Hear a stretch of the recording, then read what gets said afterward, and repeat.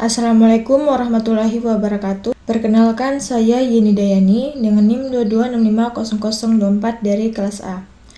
Pada video ini saya akan menjelaskan materi pertama mata kuliah manajemen proyek, yaitu manajemen Project Information Technology. Manajemen proyek perangkat lunak merupakan bagian yang penting dalam pembangunan perangkat lunak. Sekalipun tidak bersifat teknis seperti pengkodean, hal-hal dalam manajemen proyek PL ini mampu menentukan apakah proyek akan berjalan dengan baik sehingga menghasilkan produk yang baik. Hal-hal yang berkaitan dengan manajemen PL ini adalah pengelolaan personel dan koordinasi tim, kedua masalah, ketiga proses. Manajemen proyek ini aplikasi pengetahuan, keahlian, alat bantu, dan teknik untuk mengelola aktivitas proyek dalam menghadapi kebutuhan dasar stakeholders, klien, dan memprediksi berbagai hal yang berkaitan dengan proyek.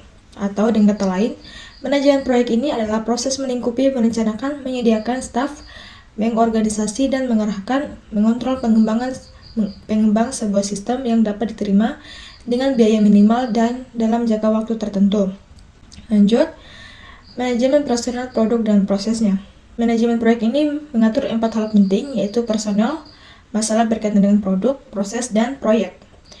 4 hal ini berurutan mulai dari yang paling penting. Personel mendapat tempat paling penting karena tanpa personel yang baik dan tepat, maka 3 hal lain tidak bisa berjalan dengan baik. Kategori personel. Proses pembangunan melibatkan banyak personel dan dikategorikan dalam 5 kategori. Pertama, manajer senior, yaitu yang menentukan usaha yang dikerjakan dan pemegang keputusan dalam proyek. Kedua, manajer proyek atau pemimpin tim yang membuat rencana, memotivasi, mengatur, dan mengendalikan praktisi yang mengerjakan. Ketiga, praktisi yang mengerjakan. 4, klien yang menentukan kebutuhan dan pihak lain yang berkaitan dengan hasil produk. Terakhir, pengguna yang berinteraksi langsung dengan PL yang dibangun. Pemimpin tim di sini adalah manajer proyek. Seseorang pemimpin tim diharuskan mempunyai keterampilan memimpin yang cukup. Seseorang tidak menjadi pemimpin tim secara kebetulan tapi sungguh-sungguh karena punya kemampuan, yaitu kemampuannya secara personal oleh pemimpin tim.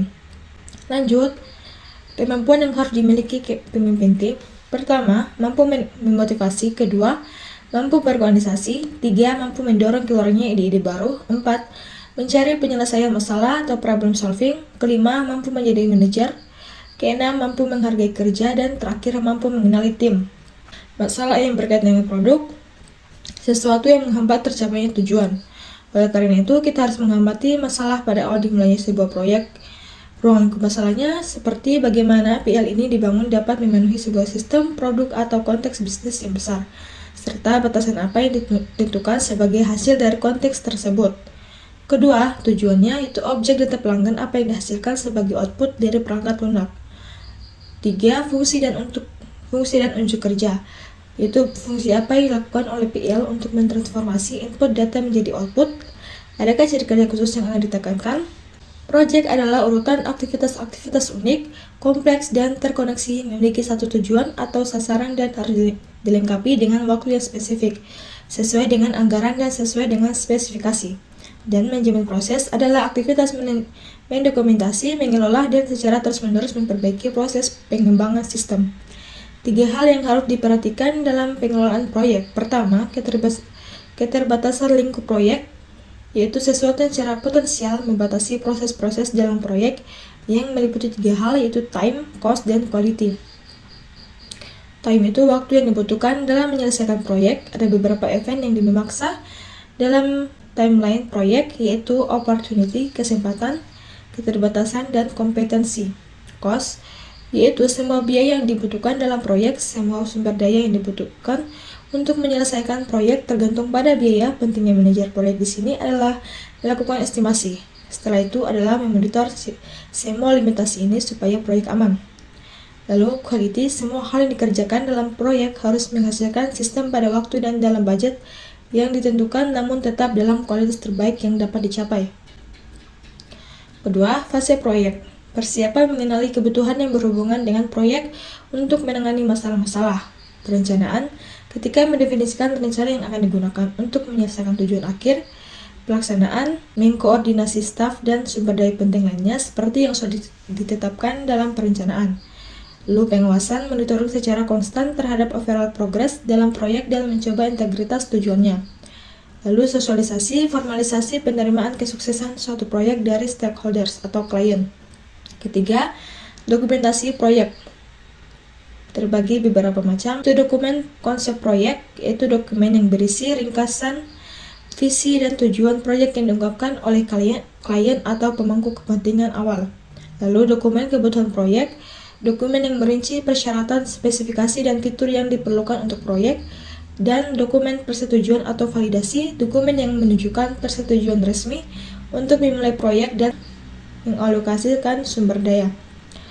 Fungsi-fungsi dalam manajemen proyek: scoping, ruang lingkup, planning, perencanaan, perkiraan, penjadwalan, pengorganisasian, pengarahan, pengontrolan, dan penutupan. Dan proyek ini dianggap sukses jika mencapai tujuan utama, tepat waktu, sesuai anggaran, kualitas yang memadai, kepuasan pemangku kepentingan, manajemen risiko yang baik, pelaksanaan yang efisien, pemenuhan persyaratan, penerimaan dan implementasi yang lancar, dan evaluasi pasca proyek. Penyebab kegagalan suatu proyek yaitu tujuan yang tidak didefinisikan dengan jelas, kurangnya rencana yang matang, manajemen risiko yang tidak efektif, kurangnya sumber daya yang mencukupi, komitmen yang kurang dari pemangku kepentingan, perubahan yang tidak terkendali, ketidakmampuan untuk mengatasi konflik, komunikasi yang buruk, ketidakmampuan untuk belajar dari kesalahan, tidak adanya pemantauan dan pengendalian yang cermat, dan terakhir perubahan lingkup eksternal. Untuk kompetensi manajer proyek, yaitu pemahaman mendalam tentang manajemen proyek, kemampuan perencanaan yang kuat, kemampuan komunikasi yang efektif, kemampuan manajemen risiko, kemampuan manajemen sumber daya, kemampuan pemecah masalah, kemampuan pengambilan keputusan, dan lain-lain. Tidak ada proyek yang tidak dapat diselesaikan jika kita memiliki tim yang kuat dan visi yang jelas. Sebagai seorang leader proyek, tugas kita adalah menginspirasi, mengarahkan, dan menggerakkan tim menuju keberhasilan bersama. Oke, mungkin itu saja penjelasan review materi dari saya. Sekian, terima kasih. Bila ada kesalahan, mohon dimaafkan. Wassalamualaikum warahmatullahi wabarakatuh.